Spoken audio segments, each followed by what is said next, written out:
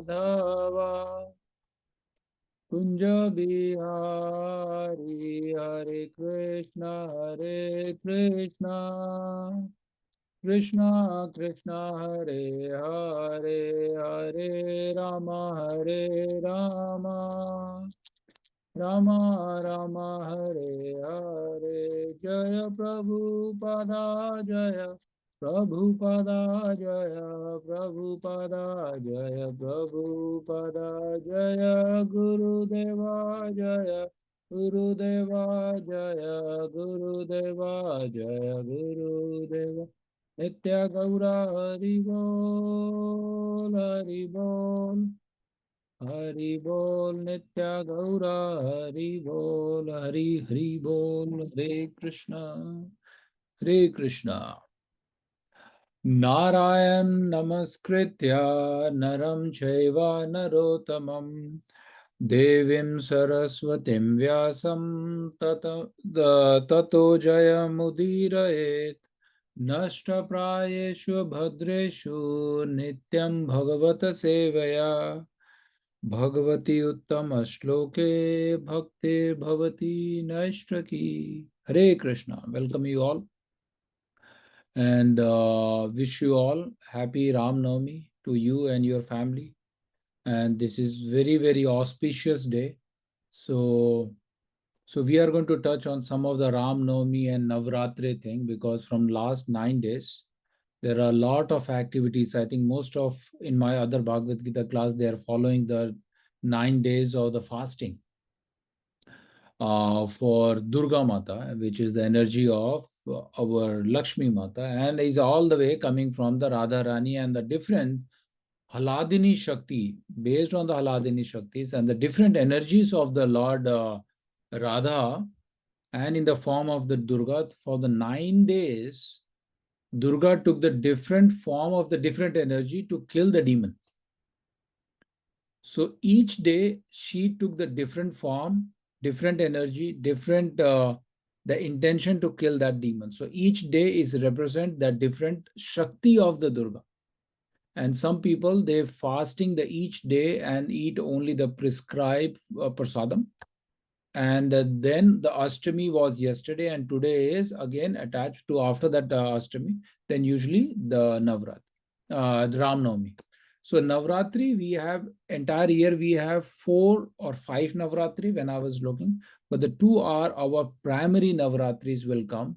One in the month of March and April, and other one in September, October. We are close to the Diwali time frame. So this Navratri has different significance, right? So each Navratri, like this is again represent that the which we, I think some of you are learning from Chaitanya Charitamrit, and a couple of the chapter back we learn about the Haladini Shakti. So these are the Shakti and energies of the Lord, the Radharani, and his expansion into the Durga, and the Durga is taking in the different form in the each 8 days, and then she's killing the demons. But here the point is, the killing the demon and energy and this happening, what is our learning part in this one?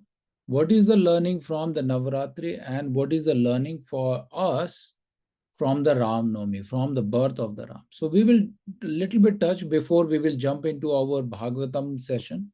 And today, as I said, right, we finished the chapter number 25th, and 25th has a lot of devotional service things. So we will do some summary of the chapter 25th, because 25th is, as I requested you, everyone should read each and every purport, right?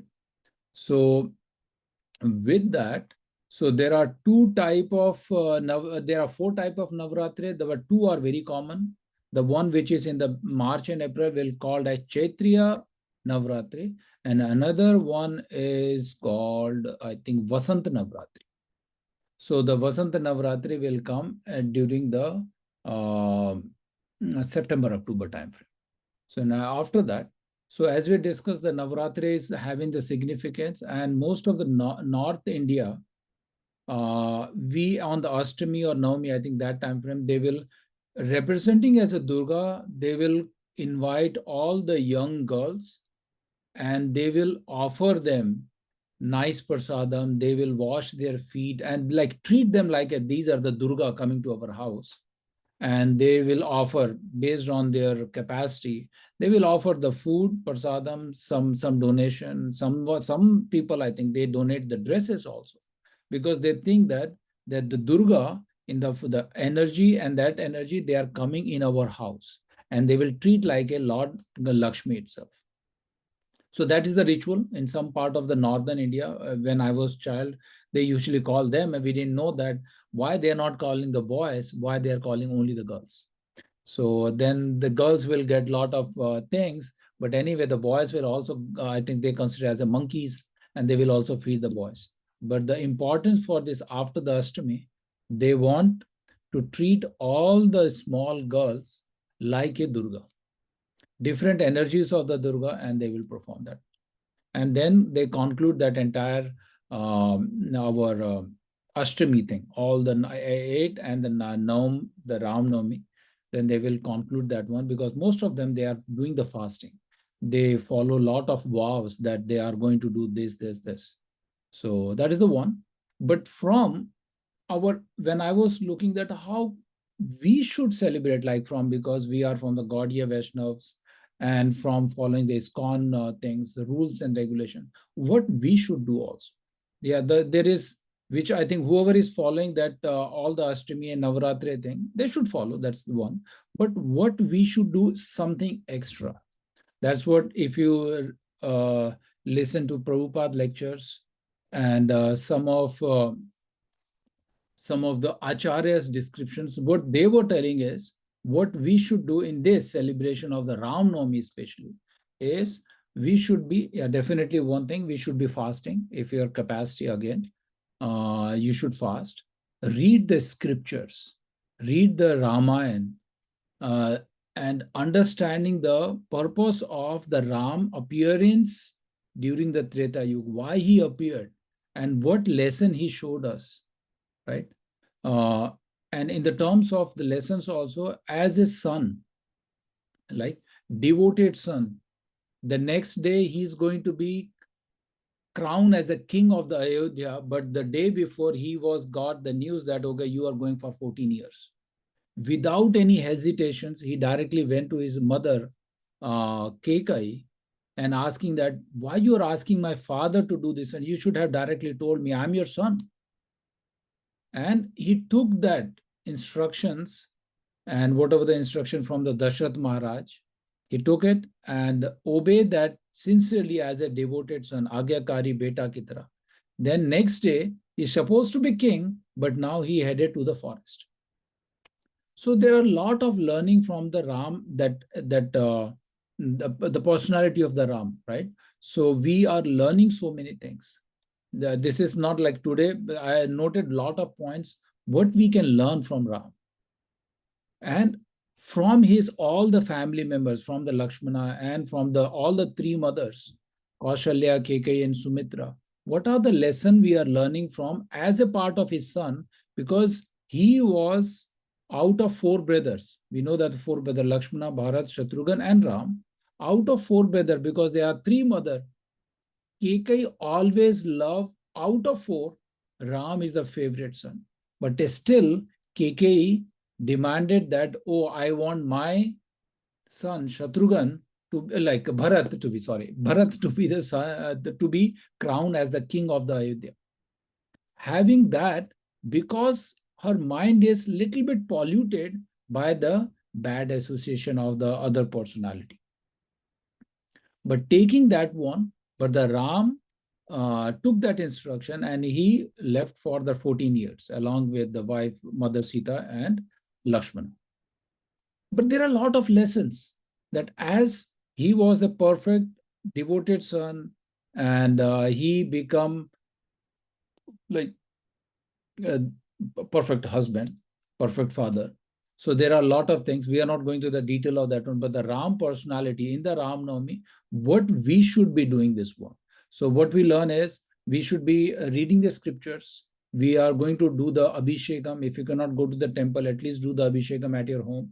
Decorate the way in the Diwali also. When Diwali celebrate, we know that in India, we usually do the whitewash, cleaning and all the things, and we literally do like all the fireworks to invite Lord Ram, Sita, and Lakshman, Hanuman to our house. Our house is our Hriday.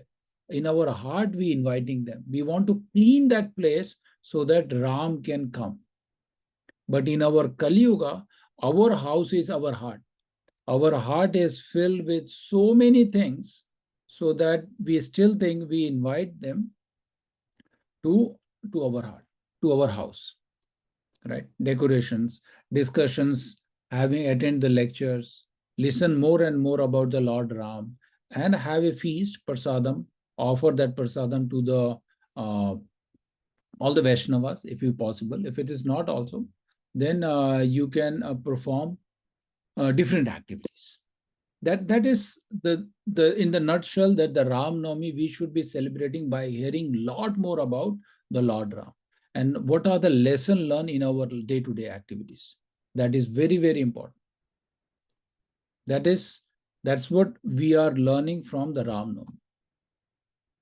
And now going back to our continuation of the Bhagavatam, in the chapter number 3, hopefully I think you read some of the chapters. But if you didn't, I'm going to give the summary because it's still a lot of information. Hopefully, I thought today I'm going to start the new chapter, but this chapter again, it's covering many, many details because of the questions asked by the Devahuti and the answer by our Lord Kapila. So going back, give me 1 minute. I will pull my some of the notes. So we will discuss one. I'm going to. What was the first question asked by Devahuti? What was her challenge? Anyone?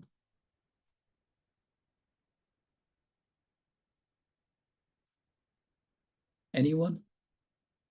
What was the question Devahuti asked? You're not going to open the book. Let me see now. Kahan par tha wo line? She has the challenge with her mind. Disturbance caused by these material modes. Right? So we will discuss some of the questions. This question we should ask every day to ourselves. कि ये challenge Devahuti को हो सकता है, हमको भी हो सकता है, और ये हमको है. We do have these kind of challenges with our mind. We are not able to due to the mind, our attachments and the desires and attractions and entanglement to this material world is the primary cause to coming back to this material world again and again and again. So she is asking on behalf of for everyone that this is the challenge for all the human beings. So let's asking, and after that question itself, the first question, then the hearing from the mother, then Lord Kapila was starting that, okay, what we should do. So he's step by step guiding. When I was reading again, I think this is, I think, 4th or 5th time I'm reading this chapter, and I'm realizing one thing, my thought process is, Lord Kapila is not telling something very new that you never heard of. I heard many times in the Bhagavad Gita. I heard many times in our Prabhupada lectures or our Guru Maharaj lecture or any other senior acharyas. They are talking the same thing. It's nothing different. Then still why we are not able to grasp that and put into our practice. As we went to the Alachua trip, right? Most of you, I think you went there. When we were there, I think most of your realizations or observation is the mind will be little bit light and relaxed. We were feeling so different with the association of all the new devotees or the senior devotee or elevated devotee, Prabhupada disciples.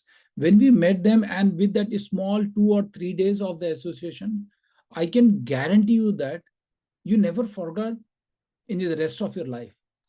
That kind of realizations, definitely you should have it. Correct?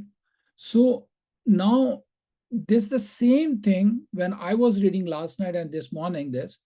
Lord Kapila is telling the same thing. This is what we should do. When we are seeing that what the Lord himself is saying, what the Acharya is saying, and what we did is completely aligned, which means is we are on the right track. The way we are doing the association work, that's what we need to continue more and more so that it will remind us.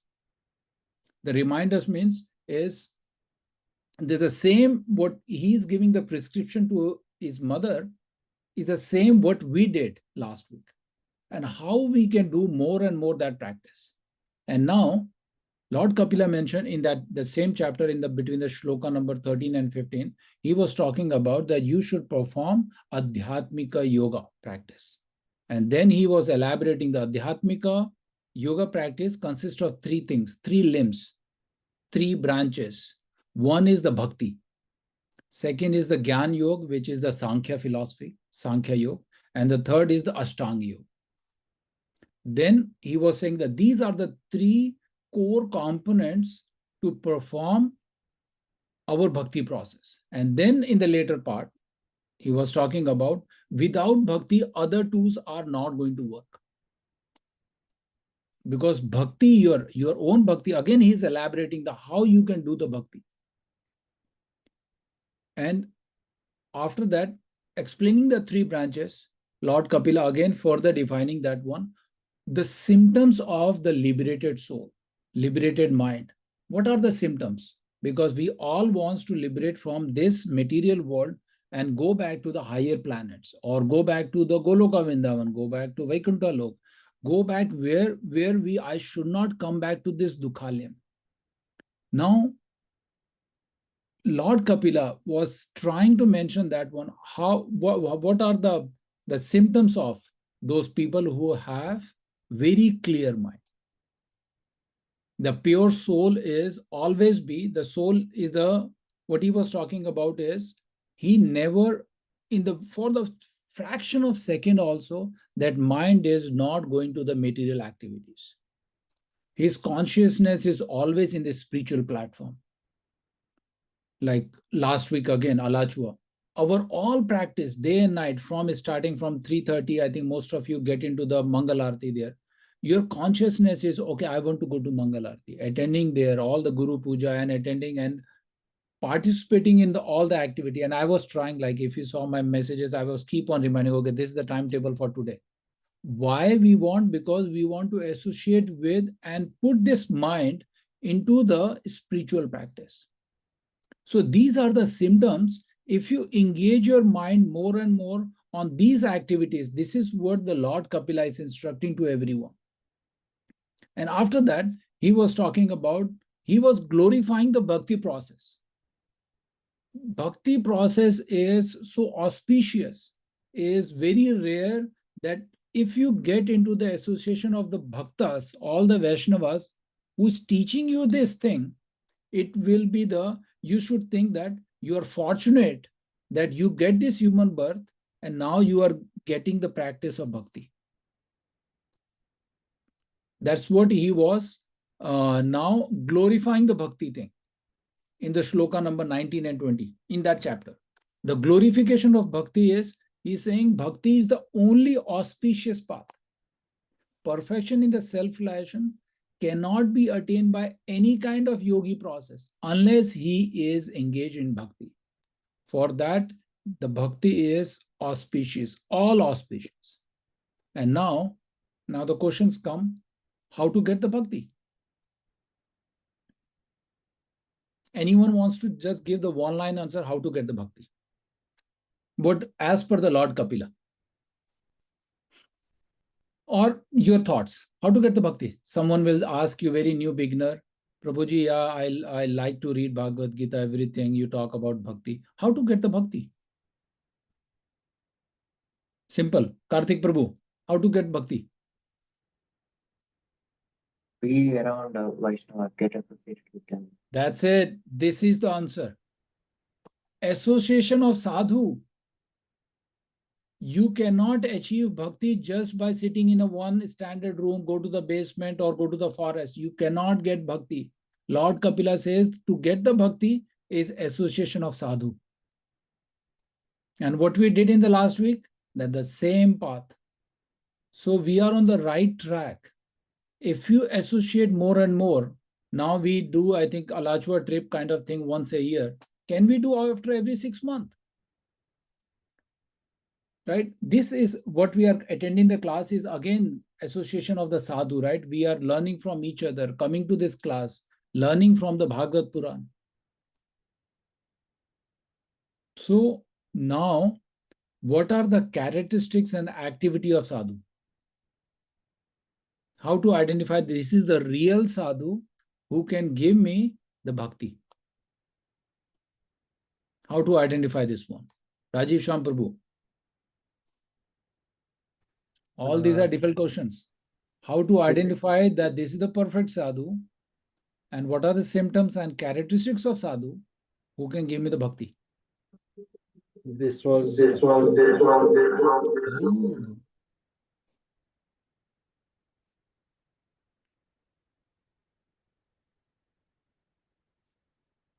Okay, no problem.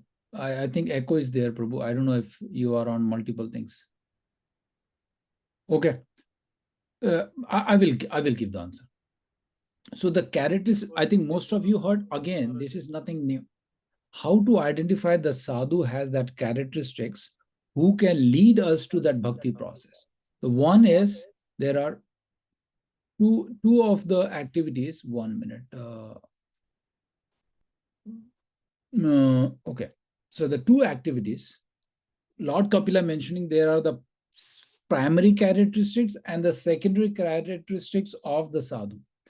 First, he was talking about the secondary thing. Secondary is he is tolerant, he is merciful, he is friendly with all the human being. He don't have any enemies, and he is very peaceful, and he is always referenced by his scriptures. He is not going to like a mundane knowledge, ki I think, we think, you think, I guess kind of concept. He always gives the knowledge based on the scriptures. So the secondary characteristics is he is very tolerant. He is merciful, friendly, peaceful, no enemy, and always abide and always guide to us through the path of scriptures. These are the secondary quality. What are the primary qualities of the sadhu? Titikshva Karunika, right? That Yeah, Prabhuji, you are start looking like that. Engaging in the Ananya devotional service. And he always in the devotional process. He never do any materialistic nonsense activity. That is his primary. The real sadhu is he is always be in the devotional process. By his example, he is going to teach others. And the secondary characteristics, what we learn, he is a peaceful. He is a very friendly to others. He doesn't have any enemies. Always reading the scriptures and guiding other people through the reference of the scriptures. And now, what are the activity of that sadhu? His activity is always absorbed in hearing Katha. He always absorbed in the chanting. He always remembering me. Lord Kapila is saying that sadhu always remember me. And he does not suffer from the material miseries. This word is very important when I say that, because we all are suffering from the material miseries. The sadhu is not attached to that one, so he's not suffering. But ourselves, we attach to that one, because of that we are suffering. So Lord Kapila, he is narrating that one. Okay, first, Adyatmika yoga is splitting into the three limbs. And now he was saying that you should associate with the sadhu, sadhu's characteristics, and now what are his activities. And after you will get into the stage where you will get the perfect sadhu.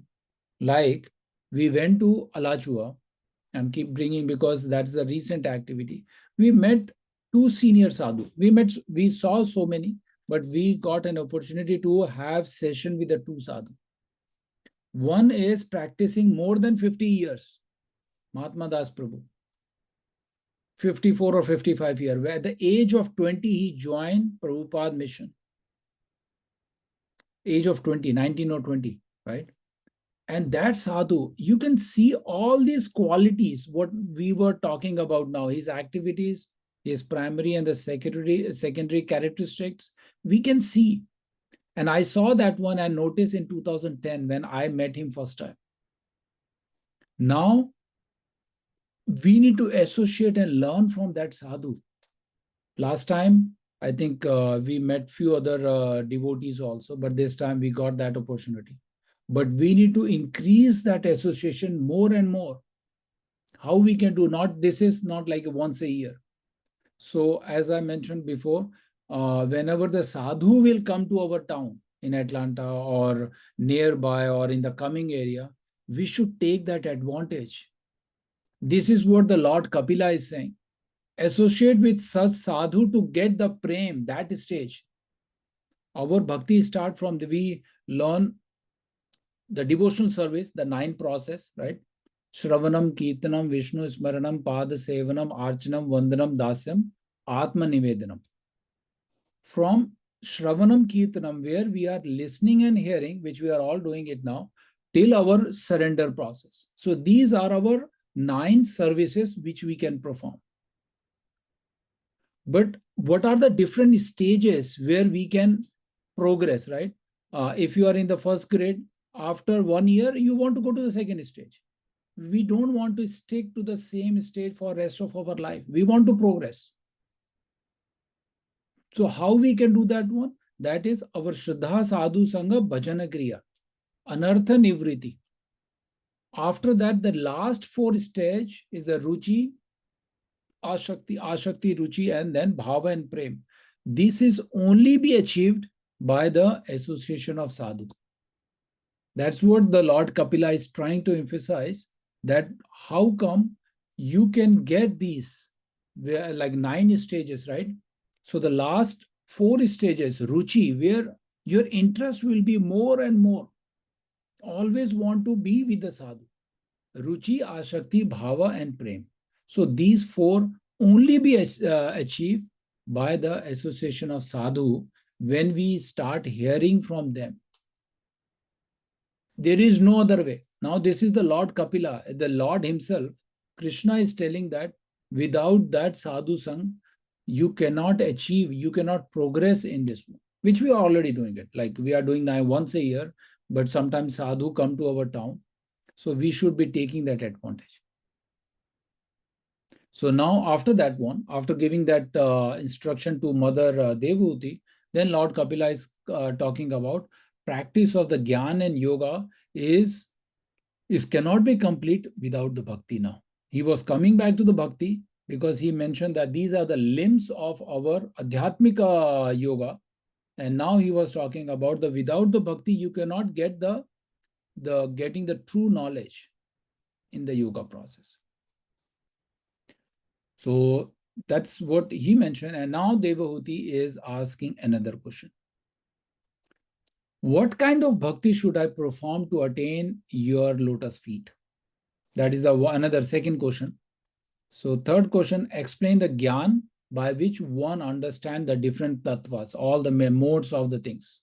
And the fourth question is, explain the yoga aimed at the Lord for liberation. How many limbs does it have?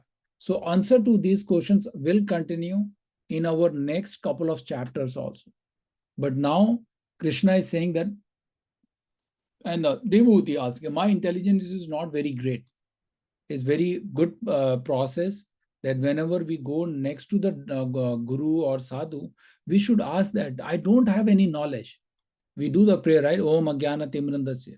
The knowledge, because he's opening our eyes through the knowledge only. And mother, who is the mother and sitting in front of his son, or son for the knowledge, she was directly telling that my intelligence is not that great, my son. Give me some mercy so that I can understand what you're talking about. Right? Now, Lord Kapila is coming back to, because she was asking about the knowledge and the gyan, now he's opening the Sankhya philosophy. And Lord Kapila says, knowing his mother purpose, Lord Kapila compassionately described to her the Sankhya, Bhakti, and Yoga. So what is suitable for us? So Bhakti performed. First, the Sankhya philosophy is talking about the, the, the way we should start our bhakti. So the one important thing which we heard many times is our bhakti should be undesirable, without any material desire. If you attach anything in your bhakti that, okay, yeah, I will do it, but I need these 5 items, then the bhakti won't progress. That was our Sankhya philosophy will based on that one. Bhakti should be anabilashita sunyam jnana karmadi anarvatam anukulena krishna. We have to go according anukul to Krishna without any desires. Now he was talking about without the bhakti should not be with the material sense, but now it's consisted of the sense that you can utilize or dovetail everything to the Lord. Your mind should be always be remembering the Lord. Your bhava, your always that consciousness, always be in the superior mode, in that mode that whatever you are going to do, you should be performing that bhakti. So that's why Lord Kapila mentioned few times in this chapter itself, without bhakti, you may try to get the gyan all the time. It's not going to work because that gyan won't give you the perspective that how I can serve Lord. Because that bhakti, the devotion has to be there, right?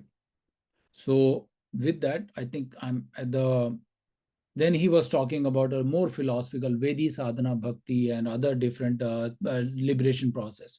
But our part is we should be learning that the bhakti, how and what is the easy way is through the sadhus.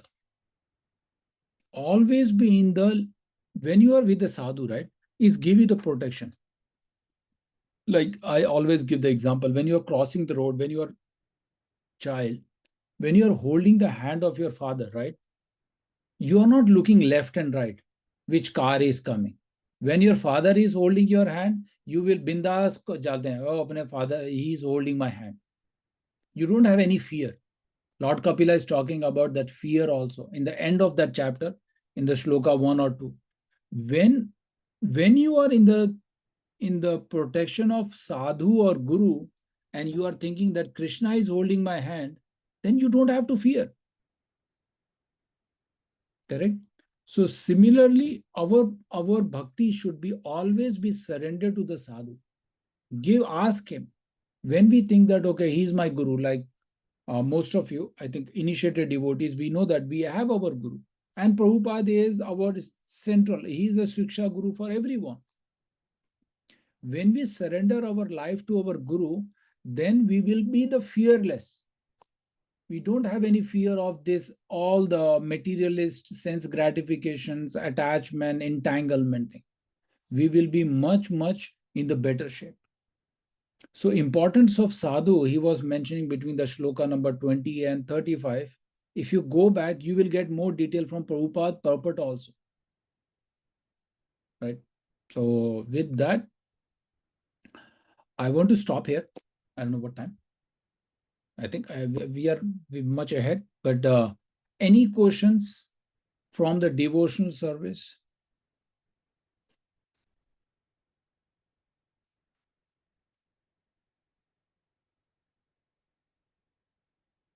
Okay. So I can ask few questions. Okay. So just share from the sadhu, from the Lord Kapila, what did you learn? What is the impact from the last week of the session with the Alachua and meeting all the devotees? Are we really aligned? I think are we really aligned because we are having more and more sadhu thing. But what did we learn there? How it will connect to this chapter? Is not question, but is your realizations, your thought process. Amit Prabhu.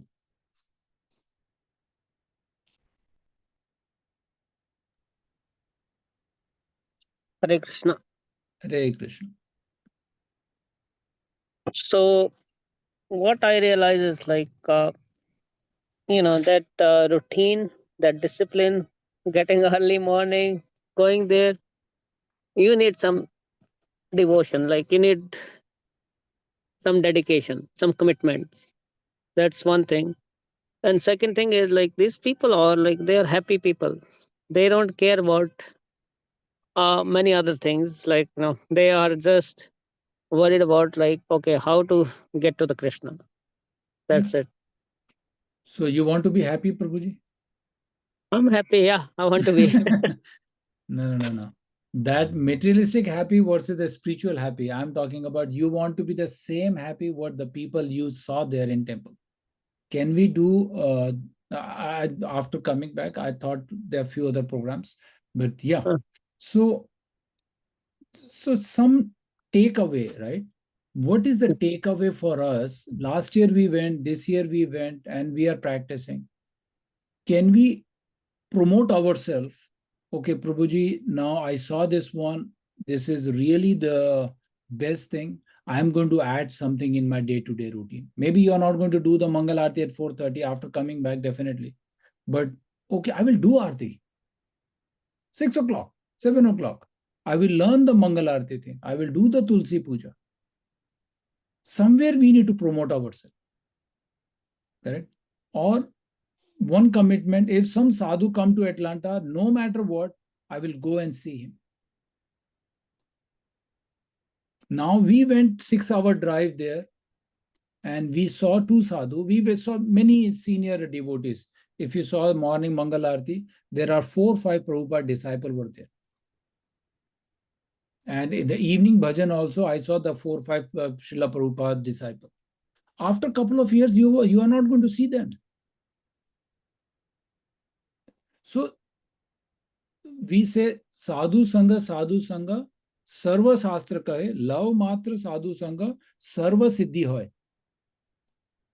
Sadhu sangha is so critical, so important in our bhakti process.